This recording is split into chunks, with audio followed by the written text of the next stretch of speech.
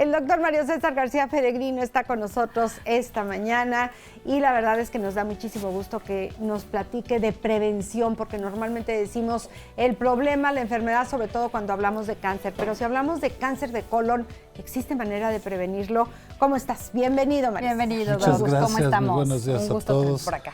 Pues sí, la prevención siempre va a ser un factor importante para mantener la salud y el equilibrio en una familia, en una comunidad, en un país.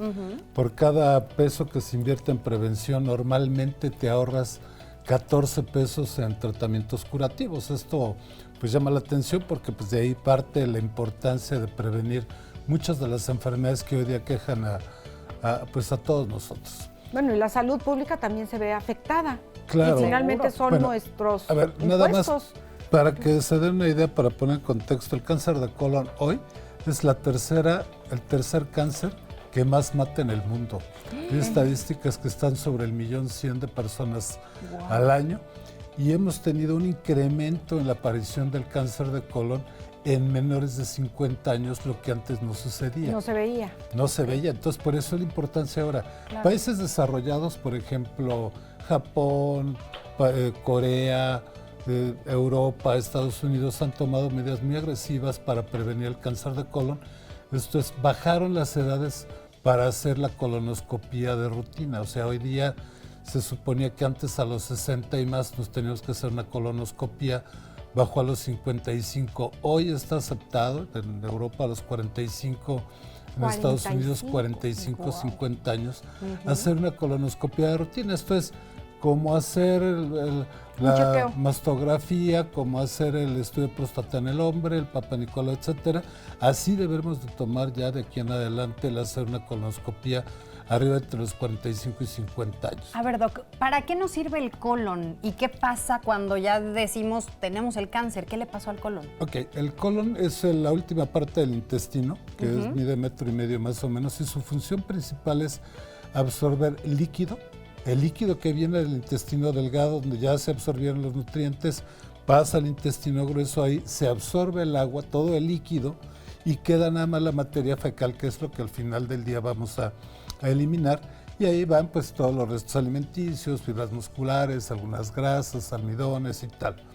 El colon tiene aproximadamente 4 millones de bacterias por gramo de popó, eso es lo que debe tener, eso es lo que ahora la gente maneja, la biota normal, ¿no? La flora microbiota normal. Y no sé qué tanto. Tanto es malo tener más como tener menos. Okay. O sea, tenemos que tener ese equilibrio.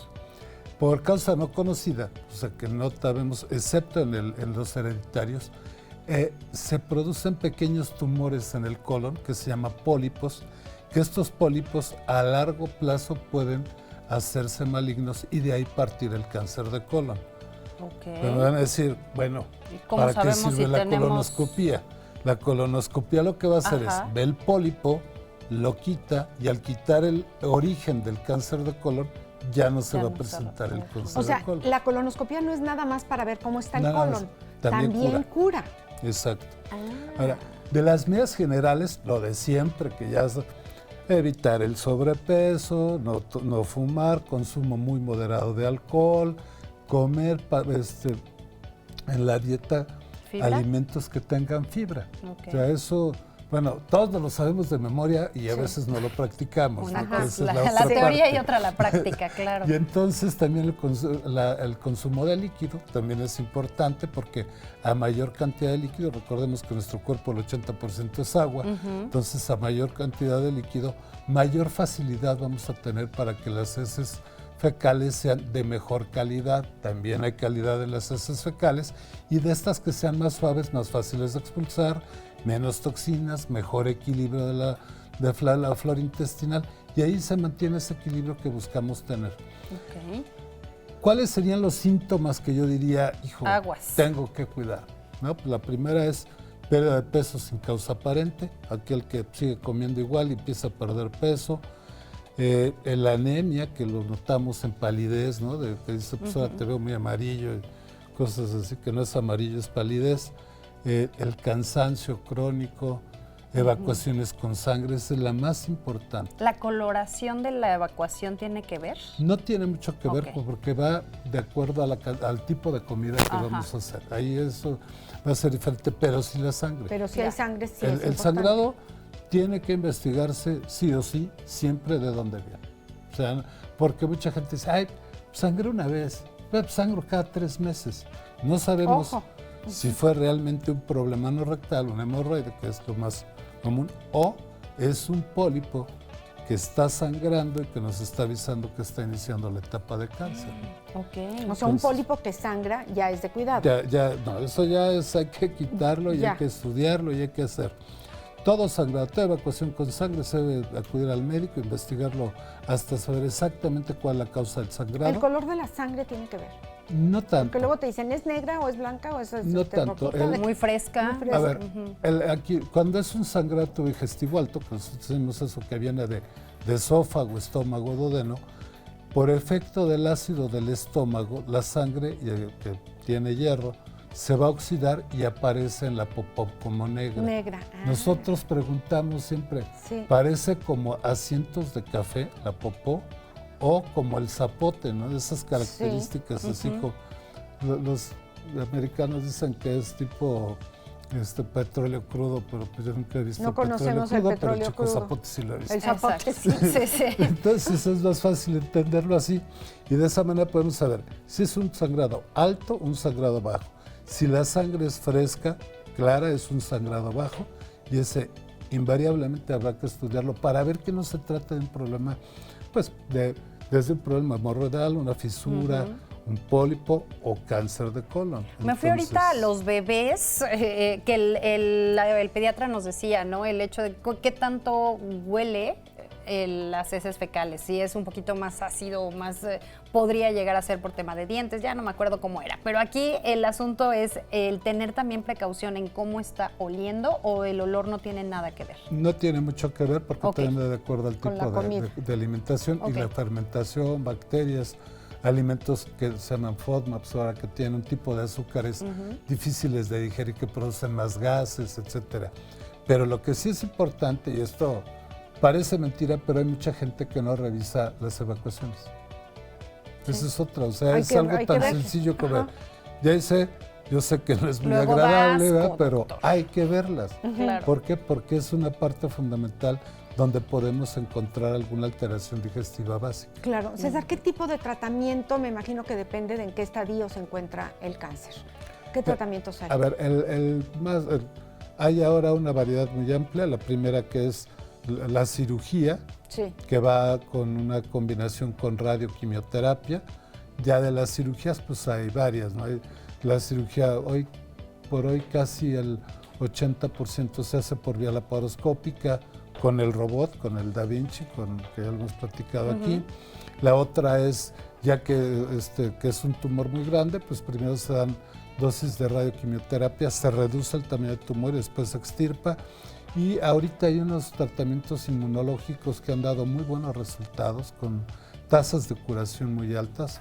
Están en la fase 5 de experimentación en Estados Unidos y yo creo que en un futuro mucho del tratamiento va a ser farmacológico con cirugías más pequeñas, no tan grandes como las que hacemos actualmente. La colonoscopía, ¿qué tan dolorosa es? ¿Qué tan incómoda es? Porque a lo mejor puede ser el pretexto por el cual dice, no, ¿para qué me la hago si yo no me siento mal? Ok, la colonoscopía es un procedimiento muy seguro, ojo, hecho por un endoscopista que esté entrenado para hacer endoscopías, que aquí en Querétaro hoy día hay extraordinarios endoscopistas, tenemos una cantidad de endoscopistas de edades, de las 3 edades muy buenos, pero lo más molesto es la laxada, o sea, hay que tomar un laxante especial que limpia todo el intestino para quitar toda la popó y que cuando metan la cámara, porque al final del día el colonoscopio es una cámara, pueda ver a detalle todo lo que está pasando. Pero muchos dentro. a lo que le tienen miedo es a la metida de la cámara, que ni te enteras. No, porque estás ponen dormido. un sedante, es un sedante Sí. suave, es un sedante suave que hace que no tengas molestia, no tengas dolor y en realidad pues lo que sí es molesto es el laxante La que se laxada aplica 24 una noche horas. antes. Pero el procedimiento en sí, habitualmente en el 99% de los casos no molesta. ¿Puede haber algún riesgo con la colonoscopía? Es muy bajo, es Ok. extremadamente bajo, se reportan complicaciones de 0.03, o sea, hablamos de No, hombre, nada. 3 en cada 10,000, Claro. o sea, ¿Hay reincidencia del cáncer una vez que Sí. te lo quitan? sí puede haber reincidencia del cáncer, son los factores de riesgo, volver a presentar. Yo puedo quitar un segmento de colon donde hubo cáncer, pero no haber visto estarse formando un pólipo más arriba y ahí volver a generar un punto o una aparición de nuevo cáncer. Eso Con sí la puede colonoscopia, ¿hasta dónde se alcanza a ver? Es todo el intestino lo que está en la pantalla, todo el colon, todo el intestino intestino grueso, grueso. hasta la entrada al intestino delgado. Ajá. Yo que otra cosa muy importante es, todos aquellos que tienen familiares que tuvieron cáncer de colon, se deben de practicar una colonoscopia, no importa la edad. ¿Cada cuánto? Que inicialmente, si no encuentra ninguna alteración, cada 3 a 5 años. De 3 a 5 años. Ok. ¿Y a partir de qué edad? Porque ahorita mencionaba, no Todos. importando la edad, ¿desde Todos. qué edad? ¿Niños? Hay casos reportados de 21 a 22 años con cáncer Wow. de colon hereditario, entonces ahí sí se recomienda que a todos parece muy agresivo, pero en países, por ejemplo, en Países Bajos, en Holanda, Bélgica, Dinamarca. ahí son más agresivos todavía. Les hacen a un paciente con cáncer de colon, les hacen un estudio genético, estudian a la familia y si un familiar tiene las características exactas, o sea, genéticamente hablando, saben que va a presentar cáncer de colon, le quitan un segmento grande del colon antes de que lo tenga. ¿Pero qué Sí, segmento le quitan? el Si mide donde es más metro y medio. frecuente es el presenta, que es en el recto sigmoides. O sea, en la Hace parte su baja. vida normal el paciente, pero tiene una tasa de cáncer de las más bajas del mundo. O sea, muerto el Por perro, se acabó pura la raza. prevención. Pues sí, Con- prevención. Muy agresivo, sí, lo vemos de esa manera, pero si lo vemos ya a largo plazo, pues vemos que sus tasas de mortalidad son muy bajas. Claro. ¿El hecho de ser una persona estreñida te puede llevar a tener cáncer de colon? No. Ok. El síndrome de intestino irritable, que es lo que la primera manifestación es el estreñimiento, los gases, la distensión, el disconfort, el no tener evacuaciones satisfactorias, esos no te llevan al cáncer de colon. Ok. Pero sí debe de estar dentro del protocolo de estudio en un paciente con síndrome de intestino irritable en algún momento del protocolo hacer una colonoscopia. ¿Cuántas veces al día o a la semana, yo que sé, hay algún número para poder decir, bueno, si evacúas tantas veces, estás dentro del rango Lo normal? ideal es una vez al día. Ok. No, eso es lo ideal, ¿no? Ok. Se habla mucho de la alimentación y de la fibra. Por ahí ya ves que te llegan una cantidad de información que creo que no es muy cierta, que demasiada fibra tampoco es bueno. ¿Hay algún alimento que tú dirías, evítalo? No, yo creo que ahí no sería el tema. El tema es comer la fibra y sobre todo acompañarla de líquido. El ejemplo que yo siempre les pongo es, si yo tomo un estropajo vegetal Ajá. seco y me lo paso por la piel, me raspa. Sí. Raspa, Si claro. yo tomo ese mismo mojado, me limpia. Sí. Ese es Ya el no te efecto de la raspa. fibra y el líquido. Ok, ya Yo lo puedo entendí. tomar mucha fibra sin líquido, me va a provocar también problemas Sí, que claro. si lo tomo con suficiente líquido. Doctor Muchas García gracias, Peregrino, doc. muchísimas gracias. ¿En dónde te encontramos? Hospital Ángeles de Querétaro, en el centro sur, en el piso 15, consultorio 15. Perfecto. 442-192-3071. Así es. 442-192-3071. Muchísimas gracias. Nosotros hacemos Gracias. una pausa. ¿Cómo están las finanzas financieras? ¿Qué tal? Las finanzas familiares. Señores que se guardan como si fuera un secreto de muerte, que no sepa lo que tengo o las deudas que tengo. Tema interesante con Roberto Andere. Con él continuamos.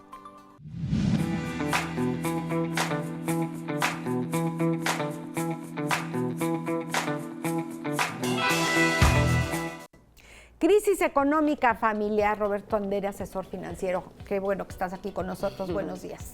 Temazo hoy, ¿no? Hoy, sí. Toda la gente que se ha enterado del tema me escribe y me dice, oye, pues qué buen tema, te comparto esto. Es que además, Ha si sido- es familiar, deberíamos de enterarnos toda la familia, no nada más el Claro. papá proveedor. Y por desafortunadamente tradición. es común. Les da terror a Sí. los señores decir, no es que haya sido mi culpa o mi responsabilidad, o aunque sí fuera, estamos en crisis económica. Ya no tengo trabajo, No quebró se el puede. negocio, lo que sea, si es familia, pues la familia entera está en crisis. Claro. Bueno, quiero empezar ¿Por dónde empezamos? diciendo que este no va a ser un programa y una participación mía de échale ganas. No va por ahí. Creo que hay frases y No, esa teorías no aplica aquí. que nos llevan mucho a eso, y quiero hacer la diferenciación porque esto es más técnica que ganas, ¿no? Y a mí esto me hace mucho sentido y quiero empezar con frases con las que a mí me alimentaron, pero de alguna forma por la perseverancia, por la lucha, por el esfuerzo, y que no quiero que se conviertan en el mensaje que hoy quiero dar a la gente. Vamos a ir diferenciando las cosas. Creo que muchas veces hemos escuchado frases como el échale ganas, pero también los problemas son el desayuno de los campeones, ¿no? Otra frase que escuché mucho fue, si no tienes un ajo, tienes una cebolla. Es decir, siempre son problemas y problemas y problemas. Sin embargo, lo que poco escucha uno es el análisis de la palabra crisis, por ejemplo. Y crisis, en este sentido, en el programa de hoy, quiero que lo tomen como cambio, porque en ningún lado, etimológicamente, en ningún lado, crisis significa desastre. Eso no es crisis. Eso es lo que nosotros interpretamos. Eso es lo que nosotros Sí, claro. asumimos de crisis. Sí. Pero crisis, dice Alex Rovira, tiene que ver con Cristo, con crisálida, con cambio. Y entonces es la parte que a mí me gusta de la crisis. Y entonces en este sentido, pues realmente siempre estamos en crisis. En la maestría que tomé en inteligencia financiera en la Escuela Libre de Negocios, llega un profesor al que admiro y respeto muchísimo y nos pone un audio. Y nos pone el audio y empieza, no, pues crisis mundial, hay guerra en tales y tales países, pasa esto. Y detiene el audio y me dice, o nos dice a los alumnos que estábamos ahí, a los maestrantes, agarra y dice, ¿de cuándo es? Y entonces uno agarra y dice, no, pues de febrero pasado, ¿no? Y entonces sigue y pues el audio era describiendo la situación financiera de 1960 o 70. El año era lo mismo. Lo que quiero transmitir es un constante cambio y siempre estamos en crisis. Ahora, ayer, por ejemplo, que compartía esto con unos amigos, me decían, no, pero la crisis es cuando te quedas sin trabajo, cuando disminuye el ingreso, cuando tienes un problema. Y entonces ahí es hacia donde quiero dirigir esto y quiero hablar de situaciones y de respuestas muy concretas, muy concisas, y que es a lo que ustedes se referían ahorita al inicio del programa, ¿no? Cuando el proveedor se enfrenta a perder el trabajo, a la disminución del ingreso, yo lo que le quiero decir es que no está solo. No se trata de que él sea parte del problema. Él tiene que verse como parte de la solución y tiene que abrazar el problema. Cuando nosotros hablamos de una crisis familiar por la pérdida del ingreso o la disminución del ingreso, creo que lo primero que se tiene que hacer es dimensionar el problema, hablar de los hechos. Claro, luego nos ahogamos en un vaso de agua. Completamente, pero además le vamos poniendo matices o aristas que nada tienen que ver con el problema. Y también a la familia, por favor, sean un poco más empáticos. Claro. Tenemos que entender las cosas. A los proveedores, hoy padres y madres, ¿no? Nos enseñan a que nosotros probablemente fuéramos los únicos proveedores del nicho familiar, de la familia, y entonces pues lo que está pasando es que nosotros entramos en crisis y empieza el miedo, y es el miedo por el dinero, el miedo al rechazo, y empiezan a salir algunos temas que yo, por ejemplo, hace unas semanas presencié en una asesoría un conflicto de familia, de pareja, porque estaban ahí los dos miembros de la pareja, y esto se tornó que cuando a mí me preguntaron les dije, no, perdón, pero esto no es financiero. O sea, el hecho de que ustedes por un tema Vayan a una financiero terapia de le digas, pareja. claro, es que tu papá y es que tu mamá Te y cuando yo enseñaron era a derrochar. chiquito. No, espérate, o sea, esto no es financiero, esto tiene que ver más pues, con un problema de pareja que lo único que sucede es pues, que tiene un problema financiero y detona una serie de... Explotó, ¿no? claro. Explota. Entonces yo creo que hay que dimensionar, hay que limitar muy bien las cosas y hay que ver en equipo, que sería como la segunda parte, sería aceptar el problema, ya lo tenemos dimensionado nosotros en lo personal, podemos llegar con la familia y decir, a ver, la situación está así y me voy a referir a los hechos. Me corrieron del trabajo, mi principal cliente ahorita tiene problemas financieros, me dejó de comprar, salí de la terna de proveedores importantes de esta empresa, Quebró mi negocio. quebró mi simplemente. negocio, Sí. lo que sea. Sí. Y entonces, pero hablar de los hechos. Y cuando se hable de los sentimientos, decirlo. Es que yo siento tal cosa, yo percibo esto. Pero diferenciar muy bien los hechos de los sentimientos y de las interpretaciones. Entonces, eso es muy importante siempre. Ahora, también me parece, Roberto, que los proveedores no deberían o no deberíamos sentirnos como los responsables de satisfacer todas las necesidades de toda la familia. O sea, sí somos responsables de satisfacer las necesidades básicas, pero Los lujitos. unos tenis de Sí, claro. 300 pesos corres igual que con unos de 3,000, ¿no? Entonces, ¿hasta dónde está el problema? Muy bien, mira, me da pauta para el tercer punto que quiero mencionar y que se trata de priorizar y negociar. Sí. ¿No? Porque lo que tú estás diciendo, al principio me causó un poco de ruido porque dices, no eres responsable de todos. Y yo fui enseñado o aprendí que sí soy responsable de todo. Bueno, Sí, de todas pero, las necesidades. Eso es, Ajá. así Fue es. justo lo que Porque dije. cuando decías, ¿eres responsable de todo? Sí, sí eres responsable. Sobre pero- todo cuando hay niños. Claro, ¿no? sí, soy O sea, responsable porque de que coman, los de que adultos se como vistan, quieran, de pero que vayan y a las la escuela. criaturas. Y las criaturas. Claro. ¿No? Pero hay cosas que no son necesarias. O sea, de la educación No. académica, ok, soy responsable de que Ahí vayan a la es- escuela, pero no tienen que ir a la escuela de 50 Ahí mil es, pesos al ahí mes. es hablar sobre Claro.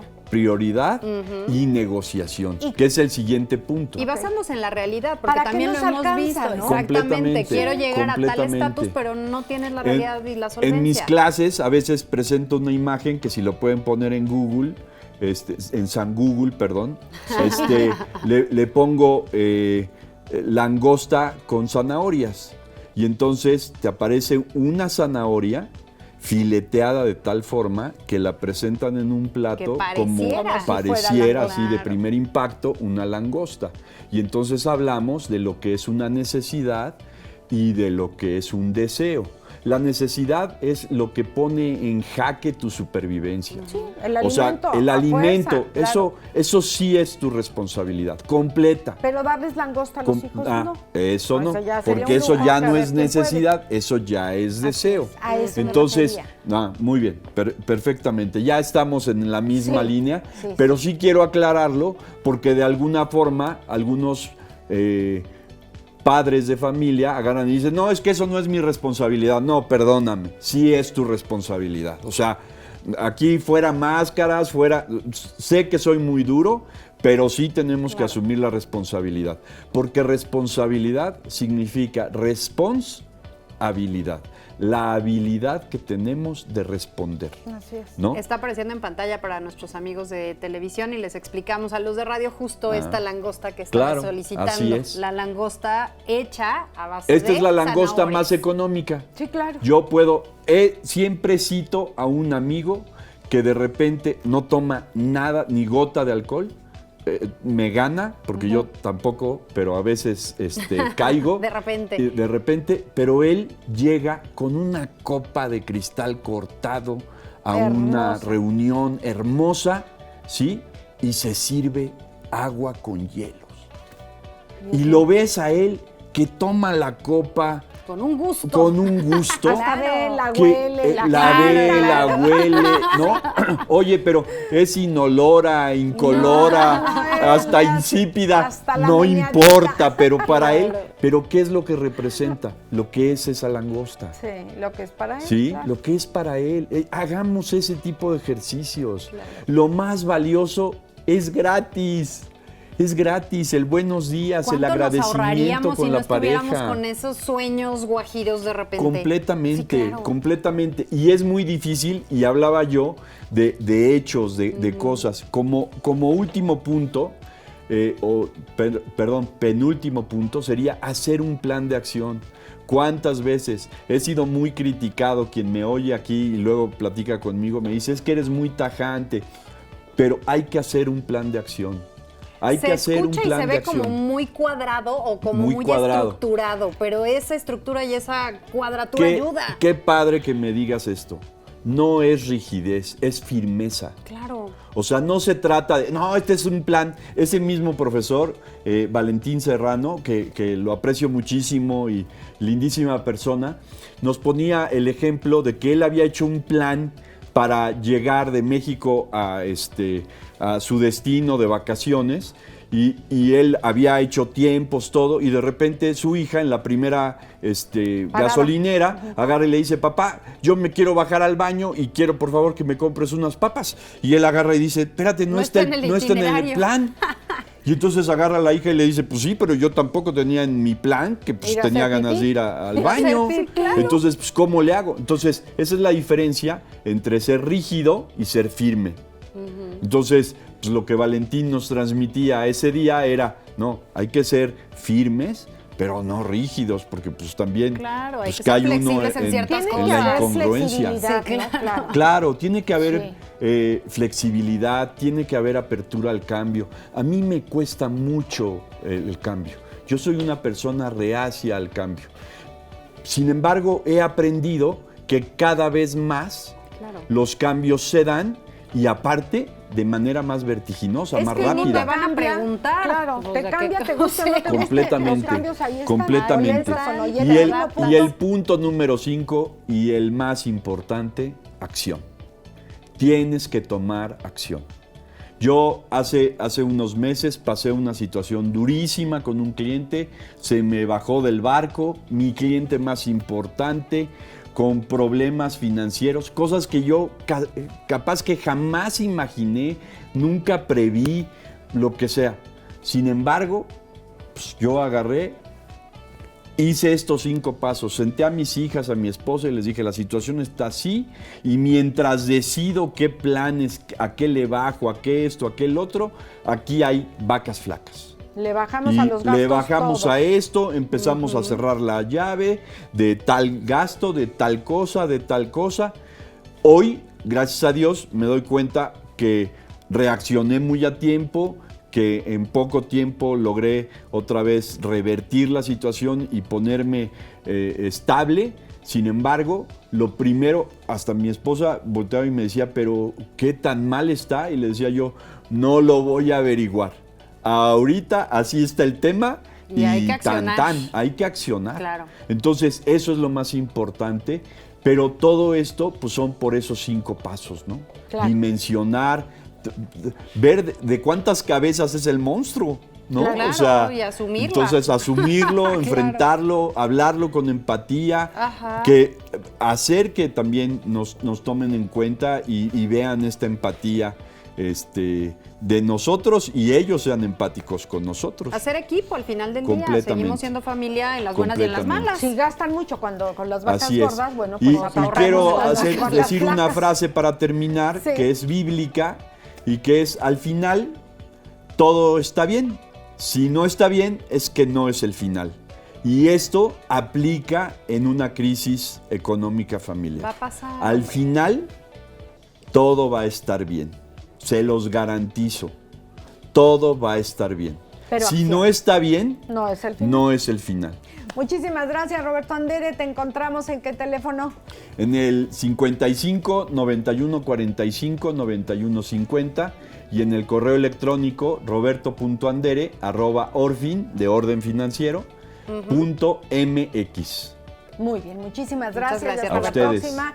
Y nosotros con muchísimo gusto les vamos a presentar a Eduardo Zuna, este chef famosísimo que además ya lo tenemos aquí en Querétaro hoy con este canal Gourmet. Vamos a ver qué nos platica, cómo ha sido su historia dentro de las cocinas.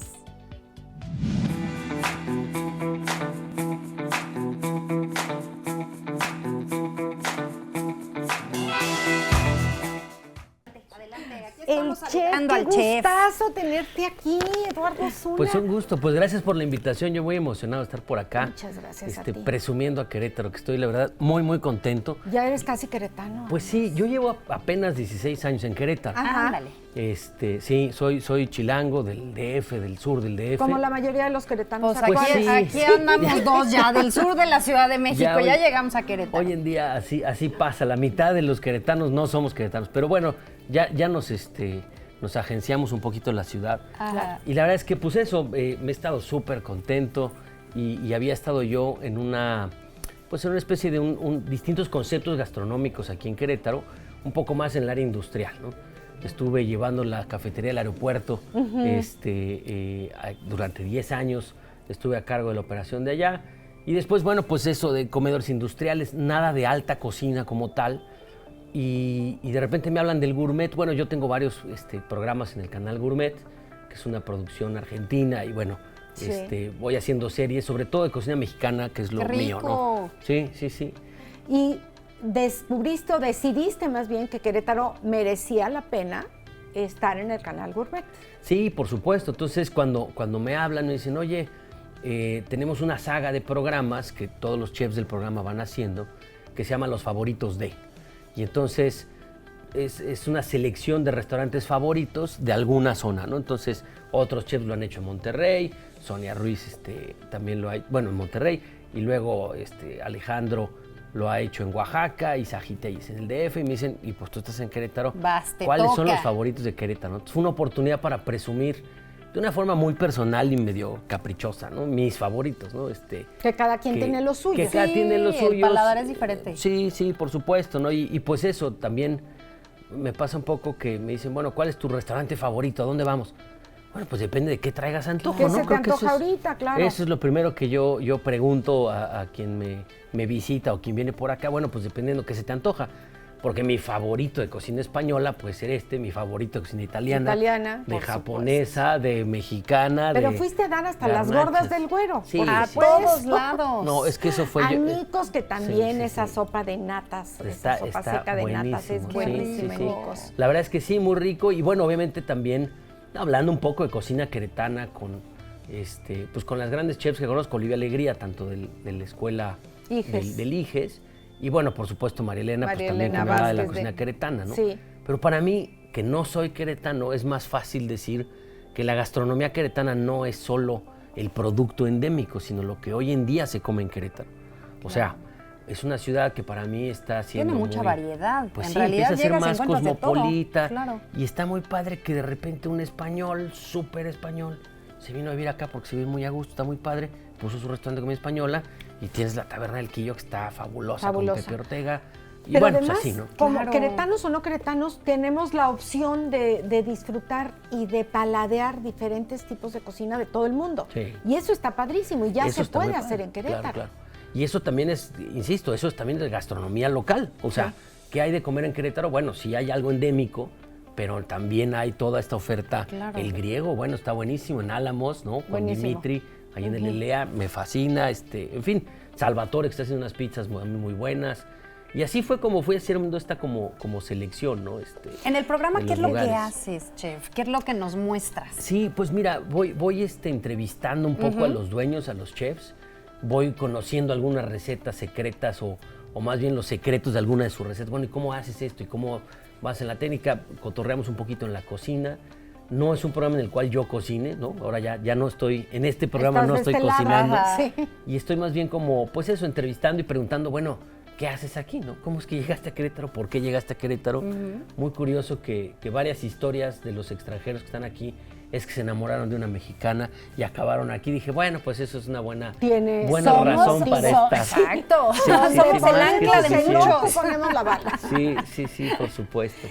Cuando Y- probamos delicias, uno cree que ya lo probaste todo o que ya lo sabes todo y sigues probando cosas nuevas y siguen mezclando ingredientes Sabores. que antes Sí. no se usaban. Sí, por supuesto. Es que mira, la creatividad, en efecto, en la cocina te puede dar a muchísimo, ¿no? Tú puedes crear nuevos platillos, crear nuevos sabores, pues en plan así como ratatouille, ¿no? Así que tienes Sí, muchísimos ajá. ingredientes y son sabores infinitos. Pero déjame decir una cosa, yo por ejemplo, hoy en día, y bueno, desde hace muchos años, lo que yo hago es cocina mexicana contemporánea. Yo soy el director de alimentos y bebidas en el Hotel Clevia en San Miguel de Allende, y en el restaurante Ayoli, que es uno de los 4 centros de consumo de este gran hotel que acabamos de inaugurar, yo lo que hago es que respeto mucho los sabores tradicionales de la cocina mexicana. Si es un mole poblano, es un mole poblano, no es mi mole poblano, ni es mi versión, ni mi idea. Y bueno, pero eres mole poblano con mango y poppy seed y no, es mole poblano. Ahora, ¿cómo es una muy buena versión de mole poblano? Bueno, lo hacemos, lo cuidamos, los ingredientes. Y el pollo, por ejemplo, siempre he pensado que una pechuga de pollo que esté hervida, cocida, se reseca. Y bueno, si luego la bañas con mole y sabe rica, ¿no? Pero vamos a enaltecer este pollo. Entonces hay unos pollitos que son los raw Cornish, que es el pollito de leche. Son los pollos más chiquitos, más tiernitos.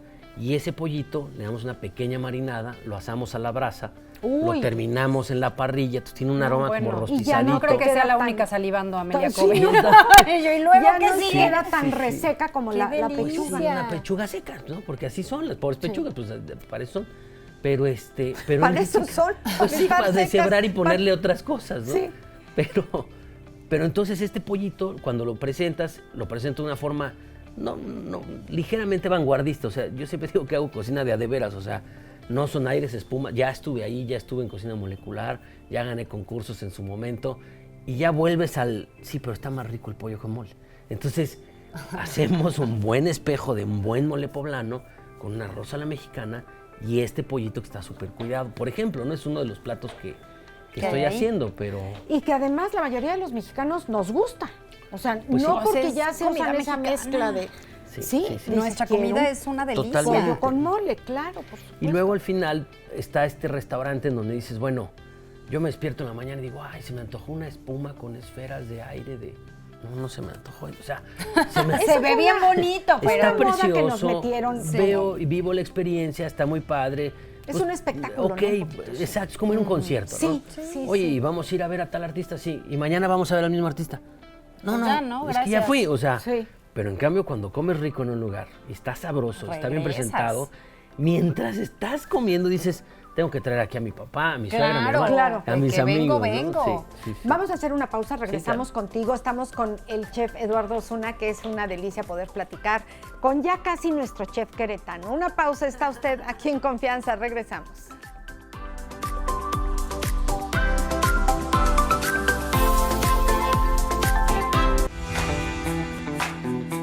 Estamos de vuelta. Tenemos llamadas, gracias por comunicarse con nosotros. Rubén García quisiera enviar un gran saludo al chef y felicitarlo por engrandecer la gastronomía queretana. No, pues muchas gracias. Gracias, Rubén. Oye, platícanos, en este hotel que estás colaborando en San Miguel de Allende, ¿qué podemos encontrar? Pues mira, es un hotel bastante peculiar, es un hotel relativamente grande para San Miguel. El hotel se llama Clevia, es de la marca Autograph Collection, que es de Marriott. Y es curioso porque los hoteleros y un poco los restauranteros, cuando tienen cadenas, lo que buscan es estandarizar, ¿no?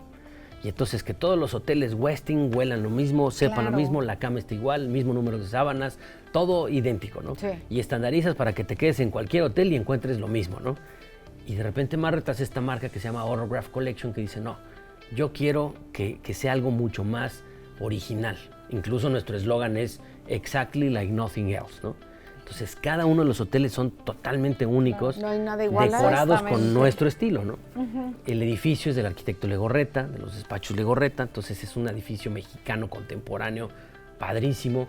que no tiene cúpulas como San Miguel de Allende, que no tiene bóvedas catalanas, que no tiene... No, es un edificio otro concepto. cuadradito de estos que hace Sí. Legorreta, pero la verdad es que está muy padre. Me encargan la tarea de pues dirigir todo lo que es alimentos y bebidas del hotel. Vamos a tener 4 centros de consumo, que son 3 restaurantes y un bar. Tenemos el restaurante principal que se llama Ayolí. Ayolí viene del náhuatl ajolí, que es ajonjolí. Ok. Y nosotros decimos que ese restaurante es el ajonjolí de todos los moles, ¿no? Ajá. Porque Claro. es el que tiene que ver con desayunos, comidas, cenas, room service, Frase muy nuestra. y lounge sí, bar. sí. Sí. Ahí sí, puedes sí. hacer de todo. Puede ser de todo. Ese restaurante es el corazón gastronómico de todo el hotel, ¿no? Entonces tiene que ver con todos. Ahí es donde hago comida mexicana contemporánea y lo padre es que puedo jalar ciertos ingredientes o ciertas cosas queretanas. Por ejemplo, estoy muy orgulloso, tenemos unas sesiones de unas catas maridaje. Ajá. La próxima los invito, por favor, es el Uy, miércoles encantado. 16 de julio. Justo en mi cumpleaños, chef. Ah, ¿cómo crees? El 16 bueno, de tenemos julio que ir a festejar. Ahí hay que celebrar celebrar. el cumpleaños Sí, allá. sí. Traemos unos vinazos con Ajá. bodegas de Cote. Ok. Entonces, estuvimos trabajando esta semana precisamente con las enólogas de bodegas de Cote. Buenísimo. Y no sabes, pero un trabajo serio de probar las uvas con mis platillos, sí, le arrebata qué el vino. combina, con qué no? Con qué combina, qué uva sí, qué uva no. Y al final logramos hacer un buen maridaje. Va a ser un menú de 5 tiempos, en donde vamos, pues eso, a ofrecer algo de cocina y algo de muy buenos ¿A qué vinos. hora llegamos? Sí, la cita es a las 7 de la tarde. Ok. Allí estamos en Josefina Orozco, número 6, en el centro de San Miguel de Allende, en el Hotel Cleviá. Igual es cuestión de buscar Cleviá o Ayolí y ahí seguramente, y en redes, seguramente también van a encontrar, tanto en las redes de Cleviá como en las mías, los anuncios de esta cena. Hay que reservar porque es un lugar, pues sí, es un espacio privado, vamos a hacer más o menos entre 30 personas máximo y está montado todo el restaurante, el comedor para poder dar la explicación. Es una cena maridaje, no es nada más una cata de vino, sino va a haber comida, sentados y a degustar cada cosa. Y también creo que el precio está accesible para todo lo que vamos a ofrecer, porque eso es lo que queremos, ahorita sacar precios pues que no sientas un poco que está demasiado caro y nomás es la experiencia. No, pues es una además, cenita con vino, ¿no? Claro. Precios qué que rico. puedan estar al alcance de los mexicanos, porque en San Miguel luego pasa que Claro. dices, sí, pero es para el gringos. extranjero. Sí, pero Sí, es para sí. europeos, sí, tienes que traer euros, si no, no alcanzas, ¿no? Sí, por supuesto. Obviamente el hotel, al ser una marca americana, recibe supuesto. mucho turismo, Claro. pero tenemos buenos descuentos para locales. Qué bueno. Entonces también ahí como que se ajusta un poquito los precios para que no esté... Bueno, y de por sí nuestra idea no es hacer el negocio una vez. No, vamos Que a hacer un vaya la negocio gente, que a vaya largo seguido. tiempo. Sí, que puedas presumir. No sé si a ustedes les pasa, pero a mí me pasó muchas veces, incluso en la Ciudad de México, que me decían, oye, chef, es que tengo unos amigos que nos vienen a ver de España, un restaurante de comida mexicana. Híjole, pues había con restaurantes de comida mexicana, pero ya muy deconstruida, muy Ajá. locochona. Y yo decía, pero un restaurante sabroso, híjole, uno clasiquísimo de flojera. No. Entonces, como que yo creo que Ayolí, con esta cocina mexicana contemporánea que estamos ofreciendo, precisamente cumple esas necesidades. No puedes tranquilamente Regresar a lo básico con lo que presumir. ya se tiene Sí, por actualmente. supuesto, presumir Qué de rico. nuestra Y cocina. a ti te podemos ver en tus redes. Sí, estoy en redes, no soy un cuate súper activo en redes, Ajá. ahí están y voy Mira, subiendo con que cositas. seas súper activo en la cocina y en la Sí, creatividad. sí, prefiero Cada más que quien me en vayan los a chefs, ver. Ozuna. claro. Prefiero más que me vayan a ver, y como ven platico bastante, entonces se me da Qué la padre. platicada. Pero además, a Pero ver, sí, y tengo a redes. degustar lo que haces. Esa es la idea, porque al chef pues hay que ir a Yo comer. voy a ir a ¿no? comer y te voy a escuchar perfecto mientras mastico, así es que no Sí, pasa nada, estupendo. chef. Te podemos oír Delicioso. muchísimo. Muchas gracias, de Muchas verdad, gracias. chef No, hombre, Ozuna, ustedes. muchísimas Qué amable. gracias. Un gusto, un placer y un honor tenerte aquí en RTQ. Muchas gracias por la invitación, nos vemos pronto. Por supuesto que sí. Gracias. ¿Cómo registrar un producto? ¿Quiere usted tener una marca? Bueno, pues Blanca Alegría nos va a decir cómo hacerle.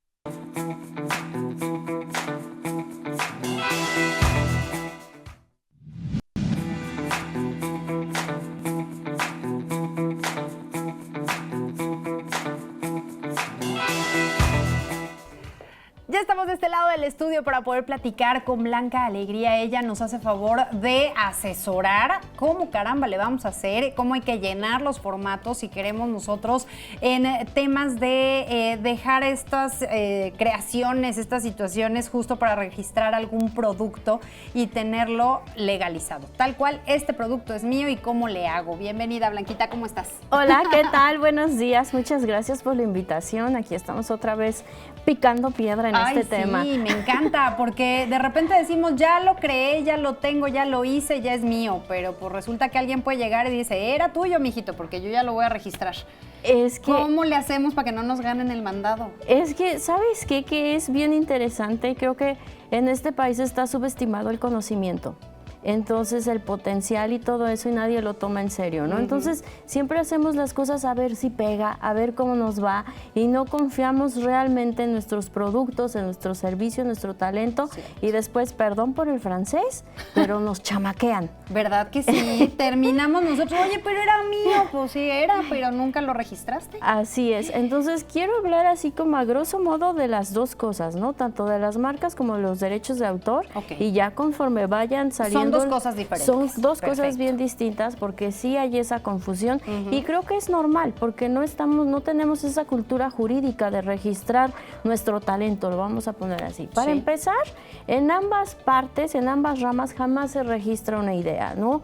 Aquí lo que se registra puede ser a lo mejor un producto o un servicio en marcas y en la otra pues una obra literaria o una obra artística. Pero a partir de que está plasmado, por ejemplo, una obra artística en, no sé, en un papel, en un lienzo, en una maderita, al hacer una escultura, ya comienza la protección ahí. Obviamente los certificados en ambas ramas es para darte pues una certeza jurídica y respaldarte frente a terceros. Lo que estás diciendo de, oye, yo creé este personaje, ¿no? Ahorita que está tan de moda en esta serie, que no voy a decir cuál, pero que todos conocemos y que crecimos con ella en los 80s, pues todo el mundo dice que es mío, ¿no? Entonces dices, oye, hay un documento que me respalda y cómo los demás pueden de alguna forma identificarse con eso, ¿no? Con esos productos, con esos servicios. Entonces, cuando empiezan esta cosa de es mío, no, espérame, es mío y aquí está, ¿no? Claro. Pero es que lo que tú dices es bien común. O sea, uno hace un producto, escribe una obra, nunca la registras y de pronto llega alguien y dice, oye, Ara, págame. ¿Por qué? Pues porque eso es mío.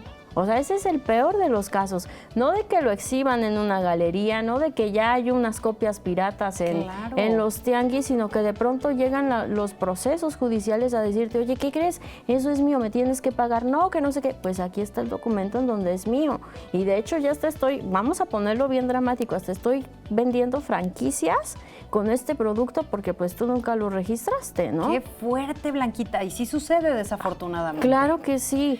Hay muchas personas, me imagino, que a lo mejor, una parte de lo que mencionabas, ¿no? No creen en que vaya a poder salir adelante el producto, el servicio, lo que están ofreciendo, que no vaya a ser algo que pegue. Pero otros tantos dicen, ay, no, ¿y qué tan caro me va a salir registrarlo? Y mejor prefiero no hacerlo y así por debajo del agua.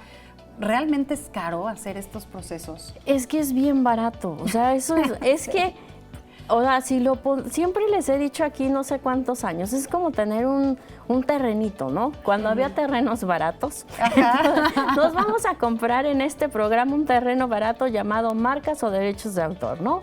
Tu derecho de autor anda por ahí de 400 pesos. Y entonces esos 400 pesos te van a redituar durante 100 años, de verdad. O sea, ¿pero tengo que estar pagando mensualmente 400 pesos o cómo es este asunto? Haces un pago de 400 pesos ante el INDAUTOR. Obviamente, cuando contratas un abogado te va a dar una protección mucho más amplia que por esos 400 pesos más los honorarios, seamos honestos, porque nos pagan a los abogados para protegerlos, ¿no? Claro. Entonces te asesoran en todo. ¿Qué complicaciones podríamos llegar a tener si decimos, pues, Blanquita dijo que 400 pesos y ya nada más me quedo con esos 400? ¿Sí puede haber algún riesgo si lo hago yo por mi cuenta? Pues es que sí, porque de pronto dices, oye, por ejemplo, tengo una obra, ¿no? Vamos a poner una obra literaria y decimos, quiero que sea, la pones en que es una obra de teatro, una obra dramática, pues no tiene nada que ver. y de pronto alguien llega y la pone como literaria y entonces te empiezan a cobrar a ti por lo literario cuando no es. O por ejemplo, si haces una obra derivada, ¿no? Que de pronto tu obra literaria la conviertes en una obra de teatro o hasta se la vendes a una plataforma en internet para que la hagan una serie, pero si no la registraste o cómo la tienes que registrar si la vas a vender como una serie. Es que no le sabemos, para eso están ustedes. Así es. Claro, mejor con ustedes. Y ahí, por ejemplo, estás ahorita refiriéndote a un tema literario, pero si nos vamos a un producto, ¿es lo mismo? Sí es lo mismo. Con las marcas, que serían productos y servicios, ahí está como en 4,000 pesos el registro y lo tienes que estar renovando cada 10 años. Y por favor, renuévenlo, porque hasta la empresa más poderosa que vean en este país, cada 10 años está renovando sus licencias de marcas y productos y servicios, ¿no? Estas están en 4,000 aproximadamente. Aproximadamente, más o menos, ¿no? ¿Y ahí qué es lo que te ampara o por qué tendríamos que registrar una marca, un servicio? Porque entonces ahí viene otra vez esta parte de, oye, ¿qué crees? Tengo mi propia marca de bolsas, vamos a cambiarle, ¿no? O sea, yo tejo mis bolsas muy bonitas y entonces tengo una amiga que tiene una boutique exclusiva y las empieza a vender. Entonces alguien, es más, hasta un extranjero, y de pronto puede decir, oye, que no le saquen fotos a nuestra mercancía. Alguien dice, oye, me gustó el diseño, me compró una, le sacó fotitos a las demás y entonces busco quién me las replique, que no voy a decir qué país lo hace muy bien. Y entonces dicen, ay, ¿qué crees? Ya tenemos una marca. Oye, Ara, pues tú no la registraste. Era mía, pues era. Exactamente. Y entonces a lo mejor hay muchas y no sabemos utilizar la marca, que eso también es importante, y como abogados tenemos la obligación de asesorarlos, porque dices, oye, Ara, te dicen, no, es que no puedes vender aquí tus bolsas así nada más, o sea, necesitas una formalidad. Tu marca es una formalidad. Con tu marca ya puedes entrar a tiendas de prestigio, no nada más a la boutique de tu amiga muy exclusiva, sino también puedes entrar a tiendas de prestigio, ¿no? Y entonces tú vas demostrando cómo se va posicionando tu marca, y tu marca es un activo que al final del día es como ese terreno barato que estamos hablando. Cada año se va incrementando. Obviamente un corredor público hace la valoración de tu marca, la evalúo y te dice, oye, ¿qué crees, Ara? Que ahora tus bolsas, cuando tú las registraste, costaban, no sé, 5,000 pesos cada una, pues como ya está una marca y ya la has movido, ya está más posicionado, ¿no? Claro. Y ya vale, no sé, 80,000 pesos, ¿no? Vamos a ponerle. Exacto. Y a veces vale más la marca, o sea, el nombre, que realmente el producto y el servicio, que es lo que pasa con Google. Va a valer más la marca que realmente los activos que tiene Google, ¿no? Físicamente. Ok, ¿cómo poder asesorarnos? Porque hace ratito que mencionabas el tema literario, pues según nosotros ya lo registramos, pero hay diferentes, no sé cómo decirle, pero lo que mencionabas, pues como ese abanico de no nada más como un tema literario, sino también para que sea obra de teatro, pero también para que sea estos rubros. ¿Qué tanta variedad tenemos en cada cosa? Wow, es fascinante. Y la verdad, por ejemplo, hasta en el tema literario, de pronto nosotros en el despacho, no de pronto, siempre ofrecemos esta cosa de, oye, si te interesa un registro hasta la CANIEM, que es la Cámara de Editores Mexicanos, lo de la CIEM, esta cuestión de obtener tu ISBN, que es un ISBN, sería padrísimo platicarlo con más a fondo, pero es como el CURP de los libros, es el código que viene atrás, y entonces es su CURP para que lo identifiques a nivel mundial sobre los otros. Entonces nosotros damos ese servicio y de pronto dices, oye, tengo una obra, pues va desde la literaria, la dramática, por ejemplo, los bailes folclóricos también. O sea, estos ballets folclóricos no es nada más el cómo hacen los pasos, ¿no? También hay una marca, entonces de pronto empiezan como a entretejerse. Todo el tema artístico al final del día, sí, las pinturas, en fin, todo lo que tenga que ver con arte se tendría que registrar. Así es, porque todo eso tiene un valor. Y música. Música, y de pronto dices, oye, imagínate llegar, no sé, que alguien hace un cuadro y de pronto llega a un restaurante muy bonito en Guadalajara y ves que está tu cuadro ahí y así de, a ver, espérame, si yo lo pinté, ¿quién lo puso aquí? Si ni siquiera lo he vendido, o sea, lo expuse y nunca lo vendí, ¿no? Claro, y de ahí es la pirateada, ¿no? Que le decimos, nos piratearon, nos lo agenciaron, nos chamaquearon, como dices, y hay que tratar de evitarlo. El poder tener una asesoría es válido y necesario con ustedes, en este caso. Así es, porque te ahorras muchos miles de pesos, de verdad. Te ahorras demandas, te ahorras peritajes, te ahorras enemistades, bueno, cosas increíbles, ¿no? No, y que al rato el peor panorama que mencionabas es tu creación, es tu arte, es lo que tú quieras, y al rato tú tienes que pagarle a quien sea quien porque pues pareciera legalmente que tú eres el que estás haciendo ese fraude, cuando en realidad tú fuiste el creador. Así es. Hay que llevarlo a cabo, hay que conocer, como bien mencionas, hay que saber de qué se trata, que no está tan caro y que puede salir mucho más caro si no lo hacemos desde el principio. ¿Y en qué momento sería el ideal para registrar? Pues en cuanto lo tienes en la mano, ahí está. Es más, empiezas, es que, ¿sabes qué? Que también hay algo que yo he hecho conciencia, como que me he sensibilizado. Si a veces no somos capaces de darnos de alta en Hacienda, pues mucho menos vamos a andar registrando una marca, no nos da. Y a veces también los artistas, oye, pues mejor compro material que está registrando mi obra de arte, ¿no? Pero entonces yo creo que desde que la plasmas, por ejemplo, la obra de arte, desde que queda plasmada o le pones punto final a tu obra literaria, a tu obra de teatro, le das el último cincelazo ahí a la escultura, en ese momento bajas tu formatito, llamas a un abogado, ¿cómo le hago, no? Igual con un producto, estás iniciando, pues desde que estás con los estatutos y todo, pues empiezas a registrar tu marca, ¿no? Exactamente, y que al final del día pues de eso se trata, el llegar con los especialistas, en este caso aquí con ustedes como abogados que nos puedan asesorar y llevar de la manita paso a paso, porque luego los formatos en todos sentidos no sabes ni cómo llenarlos, los llenamos chuecos, terminamos peor y hay que saber hacerlo. ¿Dónde te encontramos, Blanquita? Pues me encuentran en mi teléfono 442-739-8932 o en Facebook como Blanca Alegría. Pronto ya vamos a tener una página más formal. Me parece perfecto, me encanta. Muchas gracias, Blanca, como siempre, tu presencia y sobre todo la información que nos brindas es muy valiosa. Muchísimas gracias. Vamos a ir rápidamente a un corte, regresamos, estamos aquí en Confianza. No nos vamos a una cápsula, perdónenme, yo acá dije la C es de corte, no era corte. Vámonos a una cápsula rápidamente y regresamos con más.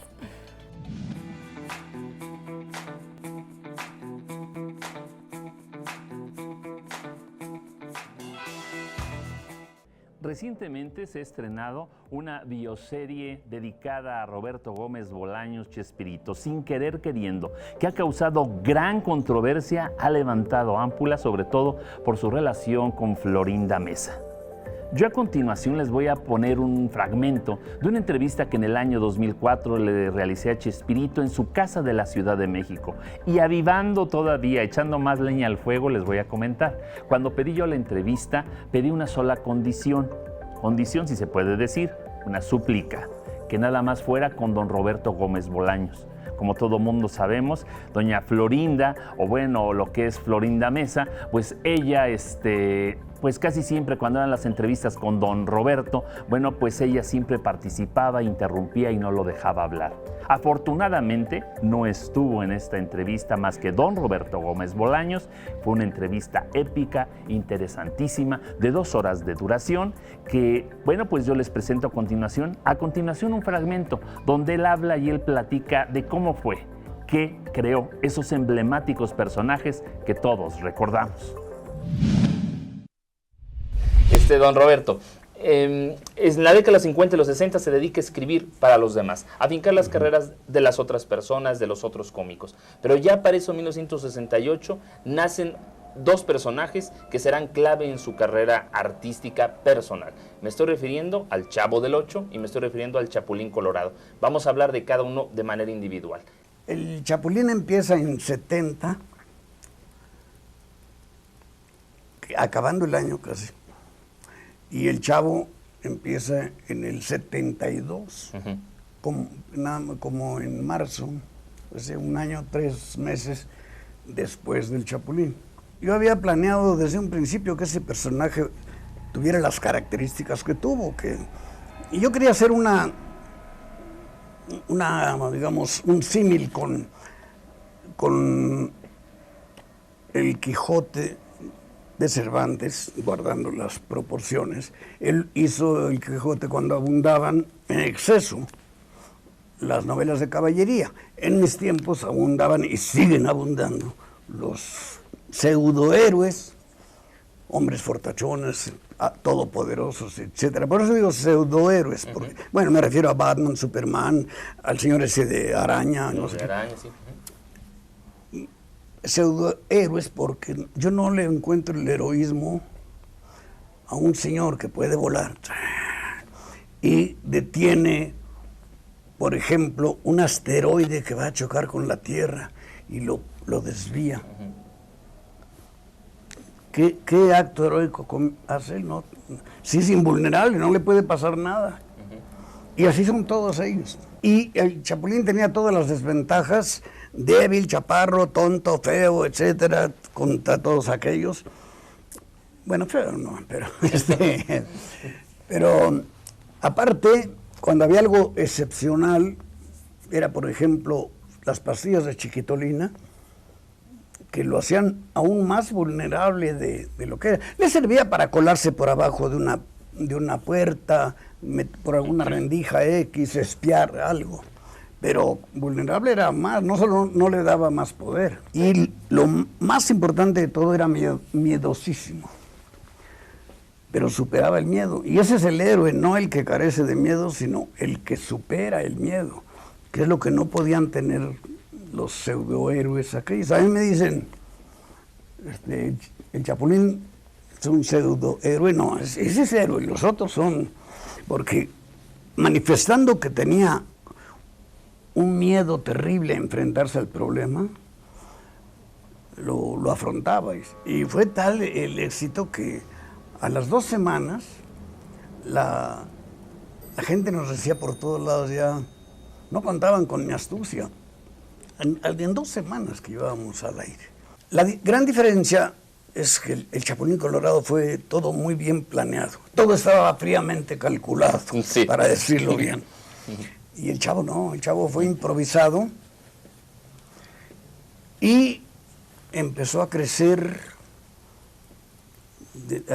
a una velocidad y hasta un tamaño que nunca me imaginé.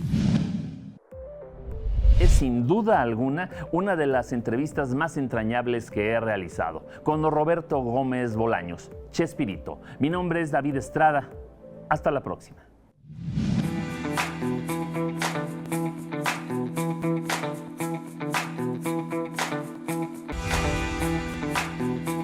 Estamos de vuelta. Qué gusto recibir al licenciado Jorge Cervantes aquí en nuestro programa, un licenciado, como ustedes saben, un abogado laboral. ¿Se dice laboral o laboralista? Laboral, laboralista, sí. Bienvenido, Jorge. Gracias muchas por gracias, estar aquí. muchas gracias. Y bueno, resulta que si trabajamos menos horas y ganamos lo mismo y está todavía en el estire y afloje. Ayer fue el 5º foro sobre este tema de reducción. Aquí en Querétaro estuvimos de manteles largos. Bueno, Jorge, sí, se determinó por parte de la Secretaría del Trabajo y Previsión Social, la nacional, el que se hicieran 6 foros a nivel nacional. Ya se realizaron unos en la Ciudad de México, otros en Guadalajara, otros en Monterrey, y qué fortuna que haya tocado aquí en la ciudad de Querétaro, en la cual en un inicio estuvo el señor gobernador, toda la sesión completa estuvo la secretaria del Trabajo del Estado, y quienes estuvieron participando directamente fueron las organizaciones sindicales, los sindicatos más representativos, tanto de aquí del Estado como a nivel nacional, CTM, CROM, CATEC, CATEM, CTC, etcétera. Y estuvieron también la representación de los empleadores. De ahí se virtieron una serie de aspectos importantes y relevantes sobre la reducción de la jornada laboral. Falta un último foro más y para el día 14 de julio se dará el resumen de cuál fue el resultado de estos foros y a qué conclusión se pudiera llegar. ¿De qué se habló en estos foros? En estos foros, particularmente en el caso de los sindicatos, de la necesidad de el comentario por parte de ellos, de que se implementara en forma inmediata, que es una situación que tiene ya mucho tiempo de estarse solicitando y que debe de realizarse como ya. Pero también por el lado empresarial. Los empresarios, claro, que son los que pagan. Sí, son los que pagan y son los que tienen el problema de la logística y de echar a andar todo este sistema. Entonces, por ejemplo, en el caso concreto hay empresas que tienen servicio 24/7 y no es tan sencillo echarlo a andar. Entonces, uno de los puntos centrales que manejaban es que tenía que haber una gradualidad en la aplicación de esta medida. Y también un elemento central que debería de ser sectorizado. No es lo mismo una industria naviera, aeronáutica, hospitales, hoteles, Claro, a una oficina en la cual están haciendo sus servicios regularmente de lunes a viernes, ¿no? Entonces, en tal virtud, ese es uno de los puntos centrales que se dijo. ¿Cuál es la propuesta de esta jornada, de esta reducción de jornada laboral? ¿Estamos en 48 horas? 48 horas y se busca llegar hasta las 40, pero ahí es donde volvemos a la gradualidad. Sí, claro, no puede ser de la claro. noche a la mañana. Ese es un punto. Otro punto es de que está por definirse si va a ser una reforma constitucional o nada más de ley, en la cual ahora la Constitución dice que por cada 6 días de trabajo tienes uno de descanso. ¿Qué diferencia habría entre una u otra? Porque, bueno, nada más termino con esto. Una de las propuestas es de que sea 2 días de descanso por 5 de trabajo. La modificación a la Ley Federal del Trabajo sería muchísimo más importante y relevante porque ahí hay jornada diurna, jornada nocturna, jornada mixta, jornada extraordinaria, prima dominical, y todo eso es una ensalada muy compleja de cómo llevarla a cabo y por lo tanto pues hay que entrar a los detalles en esa reforma, ¿no? ¿Quiénes están? Los dejé No, ahorita. sin palabras. Es que de alguna manera como trabajadores efectivamente buscamos algo que sea lo más justo, si le queremos llamar entrecomillado, de lo que estoy trabajando. Hay veces que también es demasiado lo que se trabaja por lo poco que se gana. Es indudable y no está discusión el hecho de que debemos de conciliar la vida laboral y la vida familiar.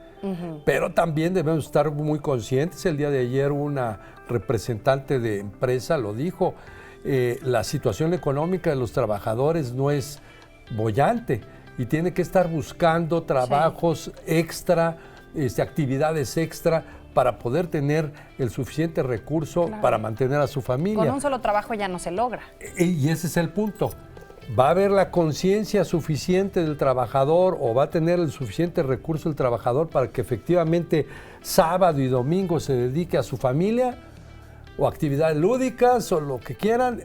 ¿Lo van a hacer o no lo van a hacer? Entonces, es muy complejo y es un cambio de cultura muy, muy grande en el cual las propias autoridades, tanto federales como locales, tendrán que abocarse a concientizar de esta nueva forma de pensar en esta nueva jornada laboral. Por un lado está el punto de vista de los trabajadores, que siempre queremos trabajar menos, estamos de acuerdo, y ganar más, pero también hay que analizar el punto de vista de los empresarios, que si la situación no es boyante tampoco para ellos, bueno, pues ahora se va a requerir más personal para que hagan el trabajo que hacían antes 10, ahora se requieren 15. Esa es la importancia que fue lo que se manejó también el día de ayer, de realizar los planes piloto. Sí. Antes de que te eches a andar toda tu fábrica en este cambio, realizar por segmentos tus cambios de horario, para con ello determinar efectivamente cuántos recursos voy a necesitar, cuánto dinero, cuántos más trabajadores voy a requerir, y por otro lado la productividad, que efectivamente no merme mi productividad con esta reducción y pueda yo cumplir con los compromisos de entregar el producto que yo estoy realizando. Ahora, Jorge, hay países en donde trabajan mucho menos horas que en México, sí, por ¿cierto? supuesto. Y no sé si es el compromiso que tienen los trabajadores, pero la productividad aumenta a menor cantidad de horas. Eso dicen algunos o he escuchado de algunos. ¿Podríamos tener esa mentalidad los mexicanos de decir, bueno, te vamos a quitar 8 horas a la semana de trabajo, pero vas a producir muchísimo más en estas 40 horas que se te están ofreciendo por el mismo salario? No va a haber San Lunes, no es que ya no vas a regresar a trabajar en la tarde. O sea, ¿podemos lograr ser más productivos? Es muy importante tu pregunta y debemos de tomar en cuenta los casos de éxito que ya se han tenido. Entonces, Tenemos el Reino Unido, Sí. que además de hacer sus planes piloto, han hecho esta labor de concientización. ¿Cuántas horas se trabaja por semana? ¿38? ¿Hay algún país no, de 38 horas? Creo. No, bueno, si nos vamos, por ejemplo, a Japón, ya quieren que sean 3 Casi días, de 20, etcétera. sí. Entonces, Ajá. sí hay algunos países que están sumamente adelantados a nosotros, pero pues, hagamos nuestro traje a la medida. Claro. Pero regreso, busquemos los casos de éxito del Reino Unido, en el cual inclusive dieron la vuelta, buscaron a las universidades para que auxiliaran a este tipo de cuestiones.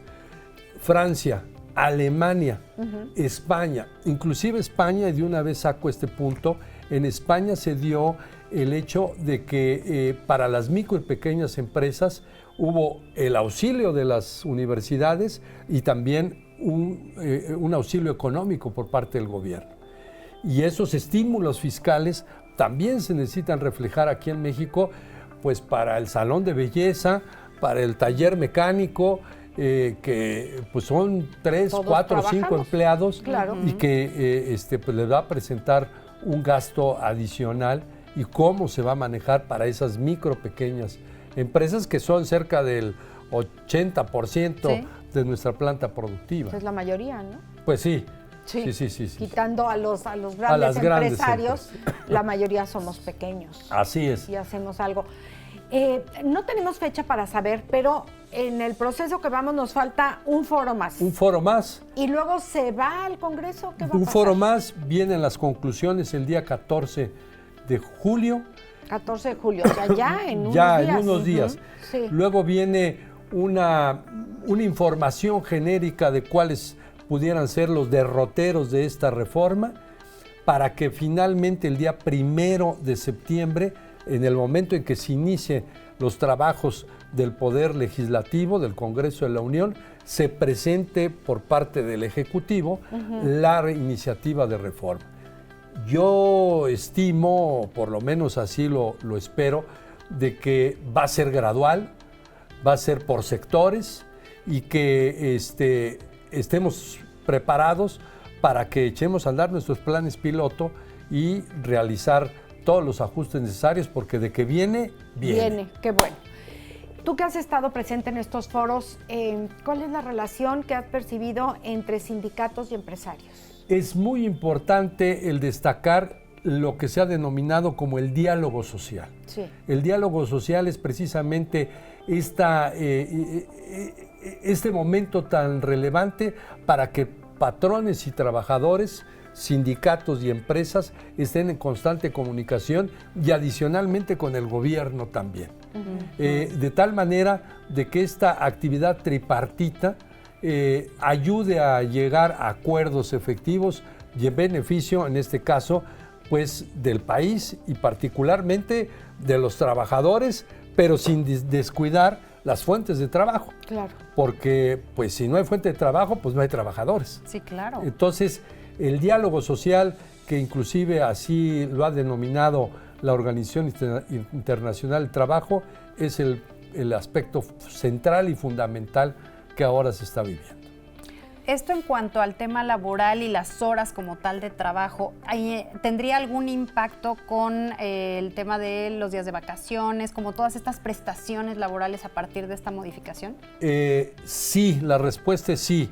Hay que recordar que venimos del incremento de los días de vacaciones, incremento al salario mínimo, todo esto que son indudables beneficios para los trabajadores, pero también son cargas laborales, económicas para el empleador. Para el empresario. Y por supuesto, al momento de implementar esta reforma, seguramente va a haber otras cargas adicionales. Todo eso necesita estarlo estudiando, y ahí es donde viene también el acento, el señalar con toda precisión de que no se descuide la fuente de trabajo, porque si no, pues si ya no me alcanza, vamos a caer a la informalidad.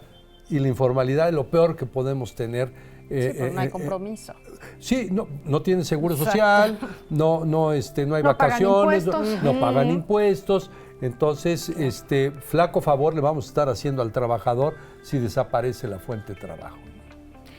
Aún para los autoempleadores o los autoempleados. ¿no? También les puede llegar a afectar, que dices, yo trabajo por mi cuenta, yo vendo X cosa, también hay una afectación. Ahí ya no tanto, porque es una actividad totalmente directa, personal, que no tanto te afectaría. Lo que sí manejaron ayer fue un tema que, sin regresar al outsourcing, que ya desapareció, pudieran existir empresas que se dedicaran a realizar empleos temporales. Que era la función del outsourcing, ¿no? Medianamente, pero nada más que se vició. Sí. Y se buscó el evadir seguro social, evadir impuestos, evadir compromisos, etcétera. Yo te pongo al trabajador y no se paga nada. Aquí sería el pensar en una figura un poco más sana y que sea de estos trabajadores de empleo, ¿no? Exactamente, y de hecho parte del público ahorita que nos está haciendo favor de escuchar y de ver tienen algunas preguntas, les agradecemos muchísimo que se comuniquen. De este lado tenemos una pregunta por parte del señor Martín Centeno, nos hace este comentario: si hay personas que no van a ocupar sus días de descanso, esto no demerita la norma, es como los jubilados que siguen trabajando, pero no por eso la jubilación va a dejar de ser un derecho. Sí, efectivamente. El propósito fundamental es de que se pueda reducir la jornada laboral, pero no se reduce su salario. Okay. Entonces no hay detrimento en el salario. Una figura que tal vez pueda estar surgiendo ahora en adelante es el famoso banco de horas. Y ese banco de horas es de que si yo estoy trabajando en exceso mi jornada, tengo ahí un número determinado de horas que podría utilizar, pues a lo mejor para permisos, a lo mejor para favor. Exactamente. Le vas abonando a tu cuenta. A mi cuenta, sí. De tal manera que nunca va a ser suplida por otra cosa, ¿no? Pero también todo eso se tiene que mapear y estudiar correctamente. Y el otro punto es el pago por hora, que si bien es cierto ya existe dentro de la Ley Federal del Trabajo, pero no está generalizado, y tal vez por ahí pudiera encontrarse una beta importante para echar a andar este sistema. En otro tema te preguntan, cuando un banco quiebra, ¿eso en qué le afecta a mi bolsillo? Ah, caray. Bueno, es un tema que con mucho gusto no es de mi especialidad. Sí. Pero podríamos tocar. Con mucho gusto. Sobre todo por las recientes noticias, ¿no? Para eso existe una Comisión Nacional Bancaria, sí. Para eso existe la Secretaría de Hacienda y tienen procedimientos establecidos para que los recursos económicos de los cuentavientes estén garantizados hasta un tope determinado. Hasta ahí mi respuesta, porque lo demás no me atrevo a Y que no cunda el pánico, que como decía el Chapulín, que no panda el pánico, porque bueno, mucha gente está asustada. ¿no? Claro, y tiene razón, pues claro. Imagínate, tienes ahí tus ahorros y los recursos y demás, pues vas a querer que te los garanticen o sacarlos, ¿no? Pero bueno, que se informen. Claro. Claro, habrá tiempo para tocar estos temas. Por lo pronto, paciencia para ver en qué va a pasar. ¿En qué termina todo esto? En qué termina, y ojalá que termine bien para ambas partes, ¿no? Estamos a punto, es una tendencia a nivel internacional. Como bien lo decías, la OCDE nos tiene clasificados como el país con el mayor número de horas que se trabaja, pero también con el menos productividad que se tiene, y por lo tanto pues debemos de hacer todos estos ajustes para estar en la competitividad a nivel mundial. Exacto. Y también yo aquí diría, vas a trabajar menos, produce más. Al menos que eso te motive, caramba. Tus 40 horas, te están quitando 8 horas, o sea, dedícale esas 40 horas en serio, a tu 100%. Y a tu familia, pero pues si no se puede, pues una chambita que no te desgaste tanto. Claro, exactamente. Así es. Muchísimas gracias. ¿Tienes algún sí, al teléfono celular 55 55 06 6582, y ahí en mis redes sociales, LinkedIn, Cervantes Legal y Jorge Cervantes en LinkedIn. Perfecto, muchísimas gracias, Jorge Muchísimas Cervantes. gracias. Cada vez que vengas a Querétaro, aquí te queremos, Con mucho gusto, aquí estaré. Muchas Qué amable, gracias. Estamos de vuelta. Para todos ustedes agradecerles muchísimo que nos hayan acompañado toda la semana, pero el día de hoy en particular, estas 2 horas de transmisión, recordarles redes sociales, a mi querida Amelia Cove, le encuentran como En Confianza con Amelia, y una servidora como Ara Rangel Oficial. Nos vemos el próximo lunes, mi querida Ame, disfruta tu fin de semana. Muchísimas gracias, estoy encantada de que ya venga el fin de semana, tenemos muchas cosas que hacer, ojalá que usted también lo pueda disfrutar. Gracias a todo el equipo de En Confianza con Amelia, muchísimas gracias a ustedes que nos siguen el próximo lunes aquí para seguir platicando. Muy en confianza. Gracias por tu sintonía. Te esperamos muy pronto para seguir platicando aquí en Confianza. Hasta pronto.